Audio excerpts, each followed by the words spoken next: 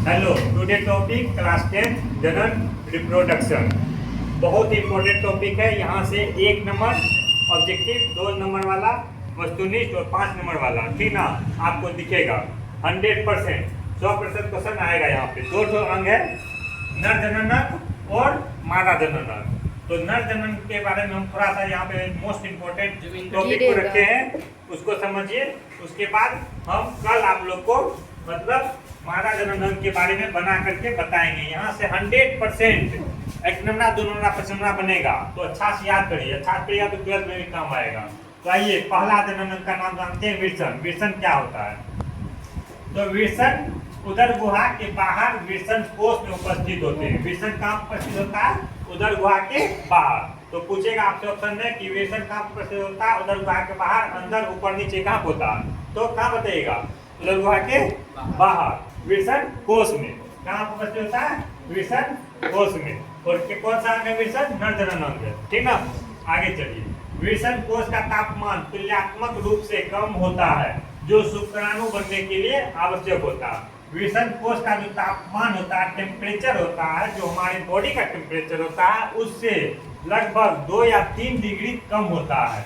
NCERT का volume आगे बताएंगे हम, ठीक ना। 2 या 3 डिग्री के कम होता है, ताकि उसमें शुक्राणु का निर्माण हो सके। शुक्राणु को ही वीर्य बोला जाता है। आगे चलिए।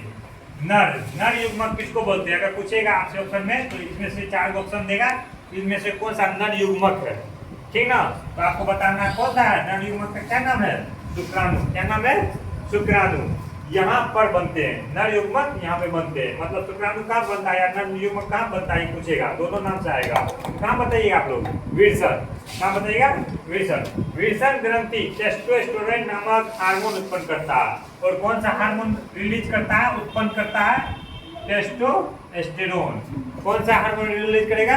टेस्टोस्टेरोन। कौन टेस्टोस्टेरोन नामक हार्मोन कौन रिलीज करता है? तो विरसन। आगे चलिए, नोट में देखिए, टेस्टोस्टेरोन का कार्य क्या है? टेस्टोस्टेरोन का कार्य क्या है? नंबर 1, शुक्राणु उत्पन्न करना। क्या कार्य है उसका? शुक्राणु उत्पन्न करना। लड़कों में यौवनावस्था में परिवर्तन का काम कौन करता है? टेस्टोस्टेरोन हार्मोन, ठीक ना। आगे चलिए। नंबर 2 में शुक्रवाहिनी क्या होता है? तो शुक्रवाहिनी समझते हैं। शुक्रवाहिनी भी क्या है? नर जनन अंग है। क्या है? नर जनन अंग है, ठीक ना। ये शुक्राणुओं को विरसन से शिशन तक पहुंचाती है। क्या काम है शुक्रवाहिनी का? ये शुक्राणुओं को विरसन से शिशन तक पहुंचाती है। यहाँ पे देख सकते हैं आप लोग शुक्रवाहिनी यहाँ पे है, एक तो थैला टाइप का, जो क्या पहुंचाएगा? विरसन को पहुंचाएगा शिशन तक, ठीक है ना। ये शिशन बोलते हैं, इसको मूत्रमार्ग बोलते हैं। आइए, ये समझ गए आप लोग, याद रखिएगा। पूछेगा आपसे शुक्राणु उत्पन्न कौन करता है, तो टेस्टोस्टेरोन। उसके बाद कौन पहुंचाएगा शुक्राणुओं को? विरसन में कौन पहुंचाता है शुक्राणु को? तो कौन पहुंचाता है? शुक्रवाहिनी। कौन पहुंचाता है? शुक्रवाहिनी। तीसरा पॉइंट, मूत्रमार्ग कौन सा है? नर जनन अंग का भाग है। क्या है? नर जनन अंग का भाग। तो यह मूत्र और वीर्य दोनों के बाहर जाने का मार्ग है। बोलेगा वीर्य और मूत्र का दोनों को बाहर निकलने का जाने का भाग कौन सा है? तो मूत्र मार्ग।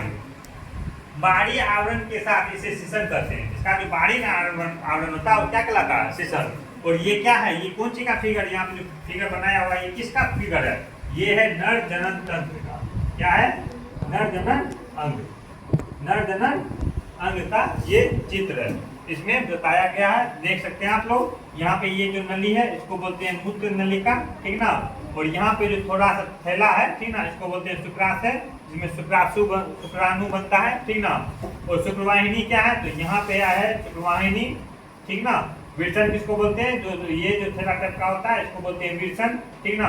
विरसन कोष किसको बोलते हैं? तो ये थैला जिसमें उपस्थित है, ठीक ना, घेरा हुआ त्वचा से जो मतलब ढका हुआ रहता है, उसको बोलते हैं विरसन कोष, ठीक ना।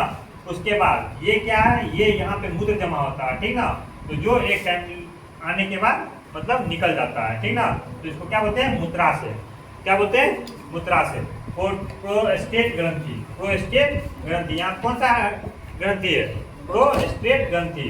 तो नर अंग में कौन सा ग्रंथि पाया जाता है? प्रोस्टेट ग्रंथि और टेस्टोस्टेरोन हार्मोन। यहीं से कौन सा हार्मोन निकलेगा? Testosterone hormone. शिशन क्या होता है? तो बाहरी आवरण को क्या बोलते हैं? शिशन। क्या बोलते हैं?